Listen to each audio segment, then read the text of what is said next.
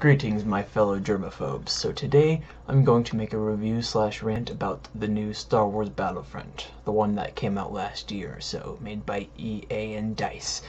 So, overall, I have this game for PC, okay?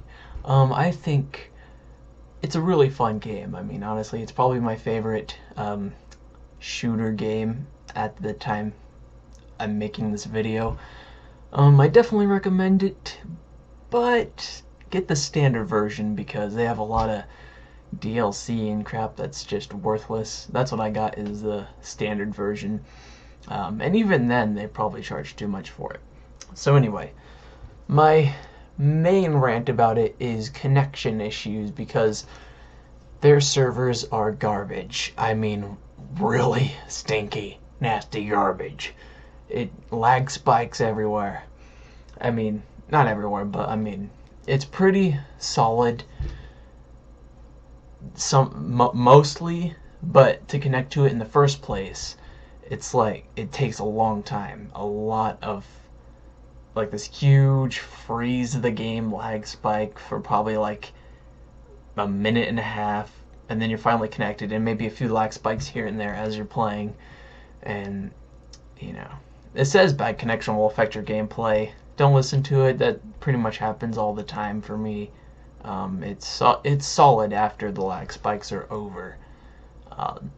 So yeah, there's that, and there's also when sometimes I find that as I'm playing mid game, my cursor decides to exit out of my guy. So when I'm moving my mouse, I'm not looking around, but rather, you know, it's how the cursor goes normally on the computer, and then my guy can't move, and therefore I get killed. And there's no way out of that until after I respawn. This has got to stop. This has got to stop, EA. You need more dedicated servers, and you need to fix these issues. Maybe it's just my computer, I don't know, but try to look into that, EA. I would say this is a very great and solid game. The standard version, you know, it's a very awesome game in my personal opinion anyway. So keep up the good work, EA, but make sure you fix the current issues, like make your servers more dedicated, fix the technical issues here and there, and you'd have a pretty solid game on your hands.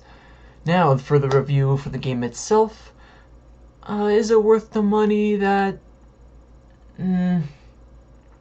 really depends on who you are. To me, it was worth it for just a standard game, because I'm a big Star Wars fan, and plus it's really fun to play. But honestly, it depends who you are. I mean, it kind of has less content than the last Battlefronts do, the older ones, because the older ones, you got both Galactic Civil War and Clone Wars, and for number 2, you got space battles and stuff. This game lacks all of that. It does not have space battles, which I can understand that because it's a reboot of the first one, kinda, but it doesn't have any Clone Wars, or even the new war in The Force Awakens, whatever it's called, the new trilogy. It just has the Galactic Civil War, that's it. Which I guess is fine.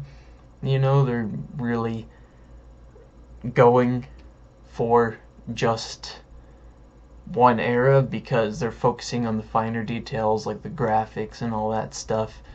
You know, that's good and great, but I don't know, they could have probably squeezed in Clone Wars, I guess. They could maybe work on a sequel that has just Clone Wars. I don't know. A lot of people think like, oh, because the Clone Wars sucked, remember the last 2 games that blah blah blah blah blah. Well, it wouldn't be like the last 2 games. I mean, do you guys not realize the Clone Wars TV series? Have you guys ever seen that? It'd be more so based on that.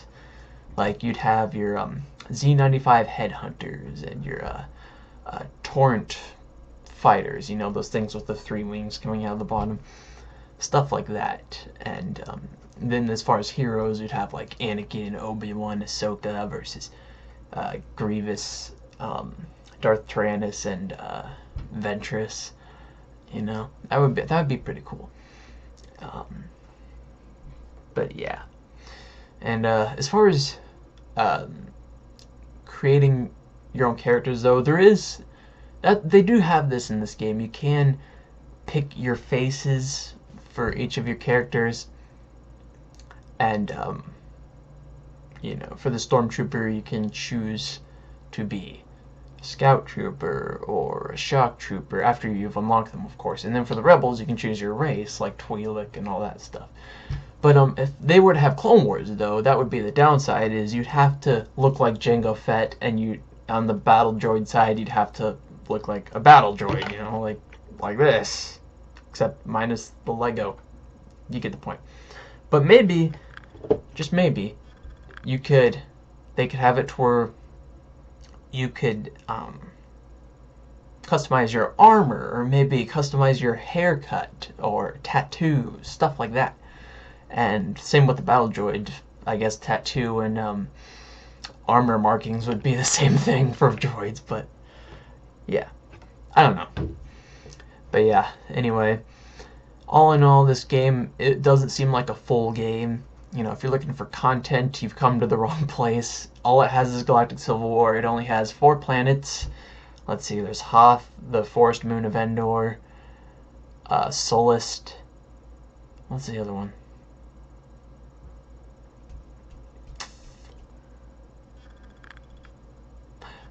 There's the Battle of Jakku if you got the DLC, which is free, and it's pretty fun. So it's Force Moon of Endor. There's another one, but it's not at the top of my head. Tatooine, that's it, Tatooine. But yeah, out of those 4 planets, though, you get a lot of different maps, so there is that.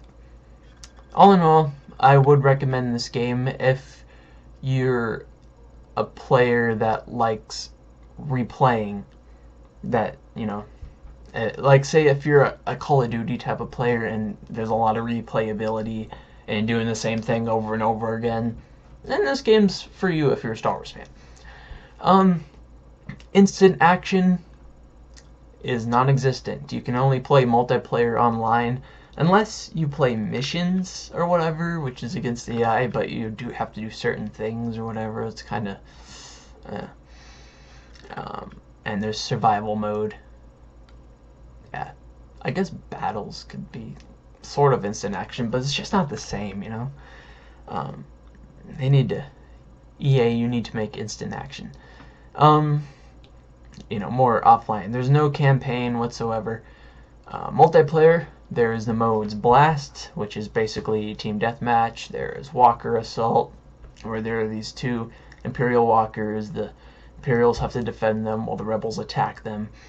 And it's pretty much on rails. You can't control them whatsoever. The Rebels have to capture these points and defend them.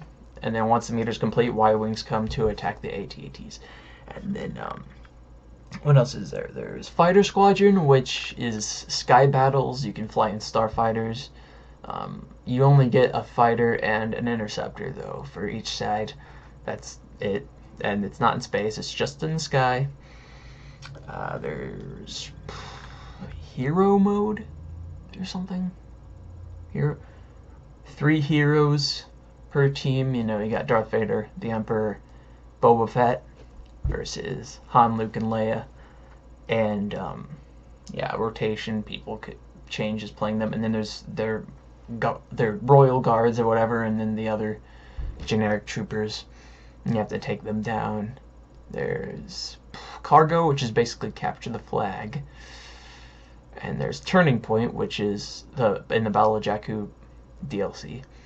You're basically pushing forward, capturing the points. It's kind of like Rush on Battlefield. And there's more, but I can't think of it at the top of my head right now. Oh, Supremacy, which is basically large-scale battles. Basically like big team battles in Halo. Yeah, I think that's it, but there's probably more. Anyway, all in all, I'd probably give this game 5 out of 10. It's basically half a game, but for me personally, if they were to get rid of the technical issues, if they were to fix those issues, it would be a really fun game. My favorite shooter. Whether or not it's a good game for you really depends upon your preference. So anyway, what do you think about the new Star Wars Battlefront? Comment below. And I'll see you guys in my next video. Goodbye.